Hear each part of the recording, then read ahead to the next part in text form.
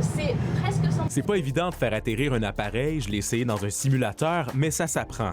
Le Collège Select Aviation de Gatineau forme plusieurs nouveaux pilotes chaque année, dont des vétérans de l'armée canadienne qui cherchent une deuxième carrière. Depuis une couple d'années, on a quand même beaucoup d'histoires à succès. On en a qui travaillent dans l'industrie présentement. Définitivement un domaine qui ne sera pas remplacé par l'intelligence artificielle dans les prochaines années. Fait qu'il y a un grand besoin. Nicolas Ruel est retraité des Forces armées canadiennes. Autrefois ambulancier paramédical dans les airs, il est aujourd'hui pilote d'hélicoptère. On est allé à sa rencontre. Nicolas Ruel, merci de nous accueillir sur le tarmac de l'aéroport de Gatineau. Expliquez-nous comment vous vous en êtes rendu là.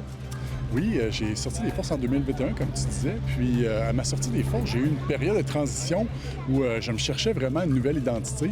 Il y a 3 ans maintenant, j'ai fait mon premier vol d'hélicoptère pour devenir pilote. Et puis, l'endorphine était au rendez-vous. Le coût de la formation, de la licence pour devenir pilote, ça peut en décourager certains. Absolument. Au-dessus de 100 000 maintenant, c'est très dispendieux. Il y a définitivement un manque de pilotes d'hélicoptère. Puis c'est là que, en promouvant le message vers les vétérans, je pense que ça pourrait justement combler ce manque à gagner. En sachant que tu peux faire une job extraordinaire, puis la plupart du training va être déboursé par les anciens combattants. Ça devient encore plus alléchant, encore plus attrayant. Moi, je propose qu'on aille faire un petit tour à l'intérieur de l'hélicoptère. On fait ça? Absolument, oui.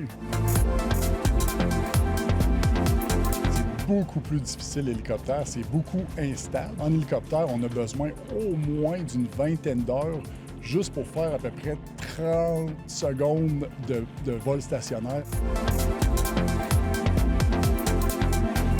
Après avoir essayé l'hélicoptère, après avoir retrouvé quelque chose de gratifiant, surtout lorsqu'on avait une carrière dans les Forces armées canadiennes qui était quand même assez exceptionnelle, la transition, elle n'est pas facile. Donc, de retrouver un métier gratifiant, on se sent valorisant, valorisé, et on revient vraiment à la personne qu'on était durant nos années de service.